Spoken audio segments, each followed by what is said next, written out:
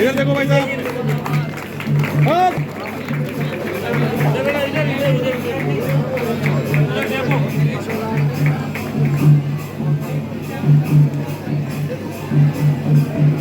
आशीर्वाद है।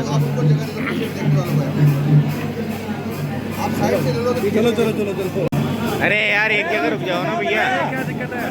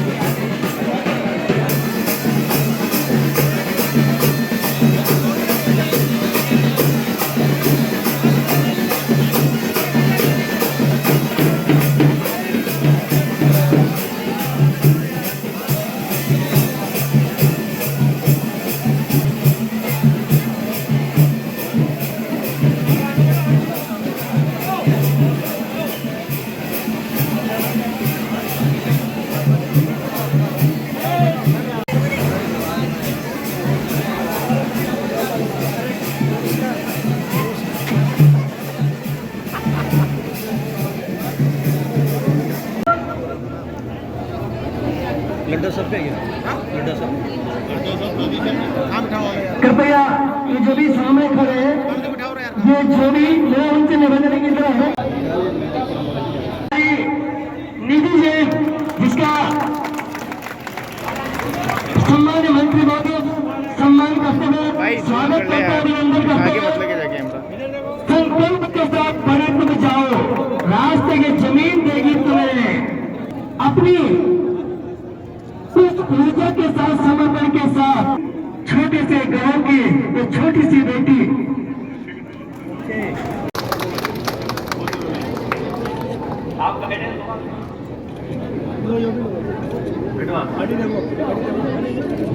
और मैं इसी क्रम में जिन्होंने हमारे मोदी जिले में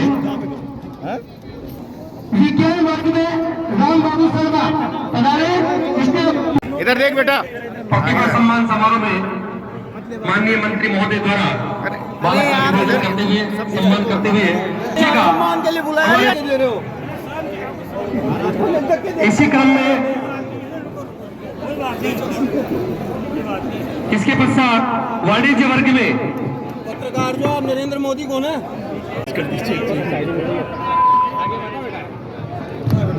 घनी देर तो बड़ी कर रहे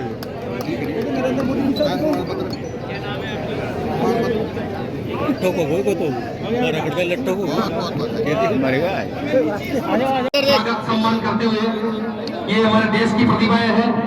निश्चित रूप से इनका सम्मान देश का सम्मान है, राज्य का सम्मान है।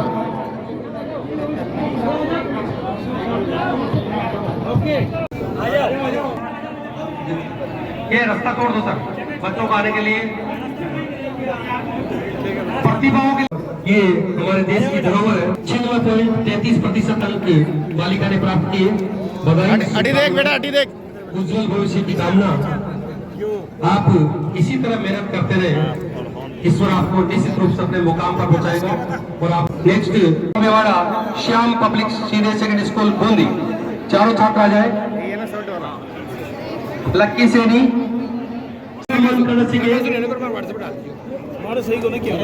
जो भी मां से यहाँ खड़े हैं मंच के सामने कृपया हट जाए।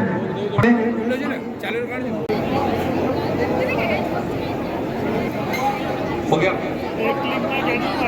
लक्की सेनी, अंकित कुमार सेनी और गणेश नागर।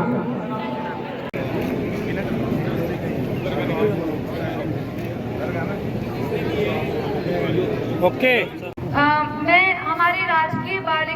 माध्यमिक विद्यालय की ओर से मंत्री महोदय से कुछ कहना चाहूंगी। माननीय शिक्षा मंत्री महोदय श्रीमान मुख्य जिला शिक्षा अधिकारी बूंदी, विषय विद्यालय में अतिरिक्त कक्ष बनवाने हेतु महोदय उपरोक्त विषय के अंतर्गत निवेदन है कि स्थानीय विद्यालय में कक्षा 1 से 12 तक संचालित है। वर्तमान में विद्यालय का नामांकन 2 है। छात्र छात्राओं की संख्या के अनुसार विद्यालय में कक्ष की संख्या न्यून है, मात्र 8 कक्ष है, जिस कारण छात्र छात्राओं को बैठने में समस्या उत्पन्न होती है तथा उपलब्ध कक्षाओं में भी मरम्मत की बहुत आवश्यकता है। विद्यालय में छात्र छात्राओं के नामांकन के अनुसार 4 कक्ष एवं 1 हॉल की आवश्यकता है। इस हेतु विद्यालय की SDMC प्रस्ताव संख्या 11 बिंदु संख्या 4 दिनांक 30/4/2024 द्वारा प्रस्ताव लिया गया है। अतः आपसे निवेदन है विद्यालय में आवश्यक कक्षों एवं हॉल का अतिशीघ्र निर्माण करवाने की कृपा करें। धन्यवाद। शिक्षा मंत्री जी, आपसे एक और निवेदन है। राजस्थान सरकार विषय विद्यालय परिसर हेतु भूमि आवंटित करवाने हेतु महोदय उपरोक्त विषय के अंतर्गत निवेदन है कि स्थानीय विद्यालय कक्षा 1 से 12 तक संचालित है। वर्तमान में विद्यालय का नामांकन 402 है। श्रीमान जी, नामांकन के अनुसार विद्यालय का परिसर अत्यंत छोटा है, जिस कारण छात्र छात्राओं को बैठक व्यवस्था एवं अन्य गतिविधियों के संचालन में समस्या आती है। अतः महोदय जी से निवेदन है कि विद्यालय हेतु नवीन भूमि आवंटन कर नए विद्यालय परिसर का निर्माण करने की कृपा करें। श्रीमान शिक्षा मंत्री जी से एक निवेदन मेरा ग्रामवासियों की ओर से भी है कि हमारे यहाँ पर 2 सीनियर सेकेंडरी स्कूल है, लेकिन किसी भी स्कूल में साइंस स्ट्रीम नहीं है। तो मंत्री जी से निवेदन है कि हलोद में साइंस स्ट्रीम की व्यवस्था करें। आप पहुंची हूँ, उसका श्रेय मैं सभी गुरुजनों और अपने परिवार वासियों को देना चाहूंगी। एक बार उन सभी को मेरा धन्यवाद। सीनियर सेकेंडरी स्कूल की एक छात्रा हूँ जिसने 10th क्लास में 98.70 मार्क्स प्राप्त किए हैं। मेरे पिताजी का नाम नफीस मोहम्मद है, मेरी माता स्कूल का नाम रानी बानू है और मैं मेरी बच्चे के लिए सभी टीचर्स को थैंक यू बोलना चाहती हूँ और स्पेशली सारे टीचर जो कि DDS कोचिंग के संचालक हैं, थैंक यू। और सभी को, मेरे माता पिता को, सभी को थैंक यू। श्री रामचंद्र भगवान की, पौनपुत्र हनुमान की, सरस्वती मैया की, बालाजी भरू जी की। सीनियर सेकेंडरी विद्यालय के प्रांगण में जिले के सभी प्रतिभावान छात्रों के सम्मान समारोह में मंचस्थ विराजित पूर्व मंत्री और मेरे अग्रज श्रीमान प्रभुलाल जी सैनी साहब, श्रीमान कालूलाल जी जहांगीर साहब और हमारी स्नेही बहनें निधि जैन और साइमा बानू, बीनिया साहब और उपस्थित सभी महानुभाव, नागरिक बंधु, माताएं बहनों, बंधु भगिनी, मैं सबसे पहले बधाई देता हूं बहन निधि जैन को कि उन्होंने राजस्थान में सर्वाधिक अंक प्राप्त कर राजस्थान में प्रथम स्थान प्राप्त किया है। इसलिए मैं निधि जैन को और इनके पिताजी माताजी को और इनके गुरुजनों को बधाई देता हूं।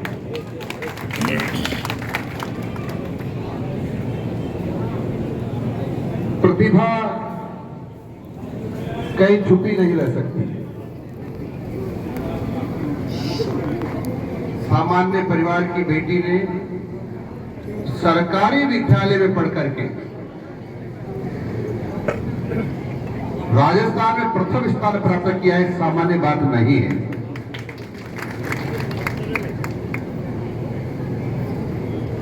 छह विषयों में से 4 विषयों में 100 में से 100 अंक प्राप्त किए हैं। और अंग्रेजी और संस्कृत में 99% अंक प्राप्त किए हैं, जो एक बहुत बड़ी बात है। इनके प्रश्न पत्र बनाने वालों को भी बुलाकर कहूं कि तुम ये जो प्रश्न पत्र बनाए हैं उनको आप हल कर दो, हम तुमको जांच करके नंबर देने वाले हैं। तो शायद वह भी इतने नंबर नहीं ला पाएंगे। इन्होंने इन बहनों को पढ़ाया है, उनका भी कह दूं कि तुम ये प्रश्न पत्र हल कर दो, तो संभवतया शायद वह भी इतने नंबर नहीं ला पाएंगे। इसलिए दोनों बहनें विशेष प्रतिभा की धनी हैं।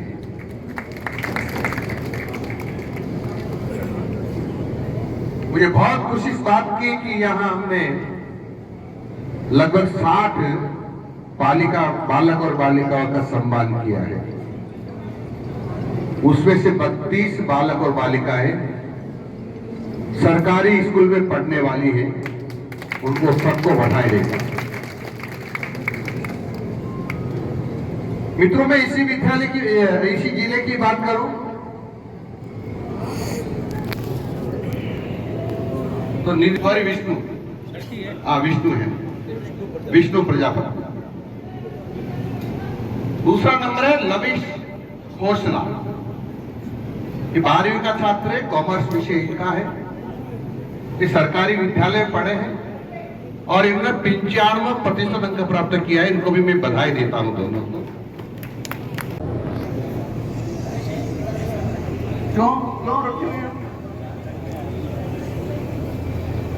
जानकारी में भी यार, मुझे 5 मिनट में आ गया। इसका बुलाते नहीं कभी। चलो कोई बात नहीं। अब ये 1 महीने के अंदर सरस्वती माँ की मूर्ति विद्यालय में लग जाए, ये मैं आपसे आग्रह कर रहा हूं, निवेदन कर रहा हूं या प्रार्थना कर रहा हूं, तब भी समझो हैं। यही लगाएंगे और कौन लगाएंगे? मूर्ति ले हर विद्यालय में विद्या की देवी सरस्वती माँ की मूर्ति, चित्र, फोटो ये होना बहुत जरूरी। जी की मूर्ति को सामने रखकर के शिव से शिक्षा प्राप्त की थी। पहले काल कल्पित हो गए हैं, यानी स्वर्गवासी हो गए। लगातार धरा का टेम्परेचर बढ़ रहा है, यानी धरती माता अत्यंत गर्म हो रही है और यही सिलसिला जारी रहा तो कल हमारा और आपका और इस धरती पर जीव जंतु मानव सबका अस्तित्व खतरे में हो सकता है। मैंने कई विद्वानों से पूछा ऐसा क्यों हो रहा है, तो लोगों ने बताया कि पेड़ों की अंधाधुंध कटाई हो रही है और पेड़ों का लगाने की जो रफ्तार है वो बहुत कम है। हमारे पूर्वज तो पेड़ को पूजते हैं, पेड़ को भगवान मानते हैं और पेड़ भगवान है। जो अधिक ऑक्सीजन देते हैं उनको तो निरंतर अनादिकाल से पूजते आए, चाहे बड़ हो, चाहे पीपल हो, चाहे नीम हो, चाहे आंवली हो। ऐसे पेड़ों की हम निरंतर पूजा करते आए हैं क्योंकि वो प्राण वायु देते हैं। वो यदि प्राण वायु ना दे तो हम निष्प्राण हो सकते हैं, यानी हम मर सकते हैं। तो फिर हमको प्राण वायु चाहिए। प्राण वायु चाहिए तो एक ही मशीन है हमारे पास जो प्राण वायु दे सकती है, उसका नाम है वृक्ष भगवान, वृक्ष देवता। उनको हमको बहुत बड़ी संख्या में और बहुत तेज रफ्तार से लगाना पड़ेगा ताकि ये तपन जो छाया देते हैं, शीतलता लाते, उसके कारण से कम हो सके और हमारे बच्चे, भाई, माँ बाप, हम सब लोग आसानी से जी सके। इसलिए आवश्यक है कि हम सब लोग पेड़ों की कटाई को रोकें, पौधे लगाएं, पेड़ बनाएं। ये सब हम सब लोगों को करना पड़ेगा। मित्रों, पेड़ क्या क्या देते हैं? पेड़ सब कुछ देते हैं। पेड़ों को देख लीजिए, ये ऑक्सीजन देते हैं, छाया देते हैं, आयुर्वेदिक औषधियां देते हैं, और वो औषधियां जो हमारे बीमारी में काम आती हैं। और ये पेड़ इस भारत माता के श्रृंगार हैं। और इस धरा पर जब पेड़ लहल आते हैं, हरियाली होती है, तो माँ अत्यंत प्रसन्न रहती है और हमारे मन को भी अच्छा लगता है। कभी हम देखते हैं हरियाली तो बोला बहुत अच्छा लगता है, मन को अच्छा लगता है। अरे भारत माँ के श्रृंगार को हमें कभी मिटाना नहीं चाहिए, क्योंकि ये भारत माता हमको सब कुछ देती है। और सब कुछ भी तब देती है जब हम इस पृथ्वी के ऊपर मलमूत्र भी करते थे, तब भी हमको उफ नहीं करती, डांटती नहीं, डराती नहीं।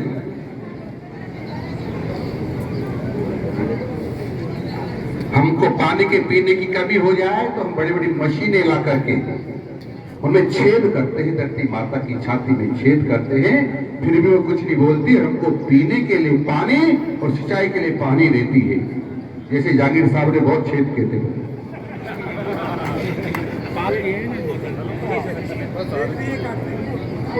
बहुत छेद किए।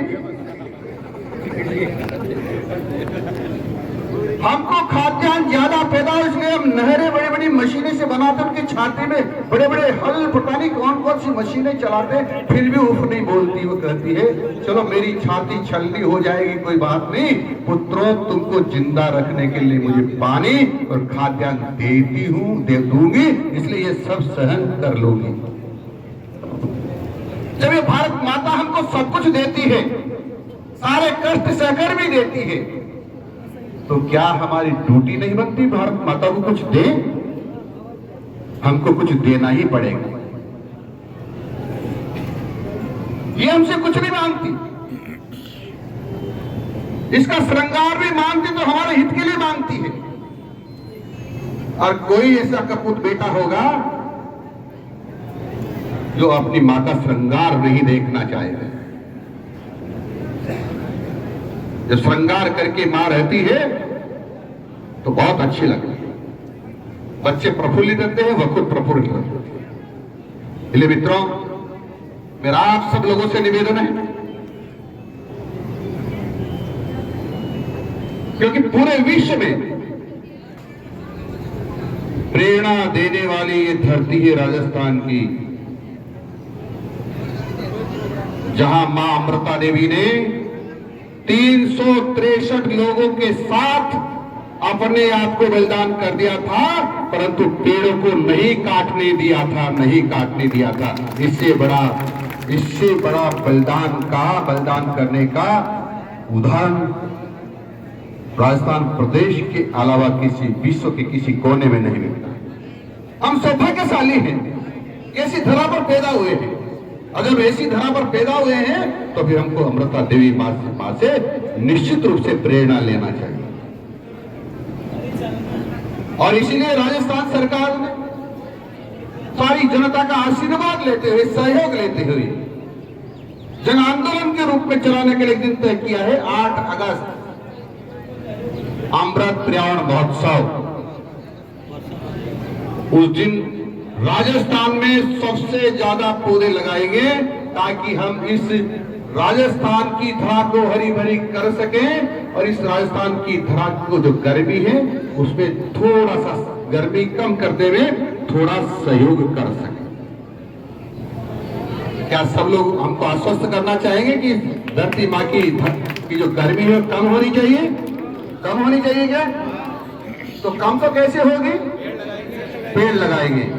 तो क्या जो आप 8 अगस्त को जो अमृत पर्यावरण महोत्सव है उसमें अपनी आहुति देंगे? पक्का?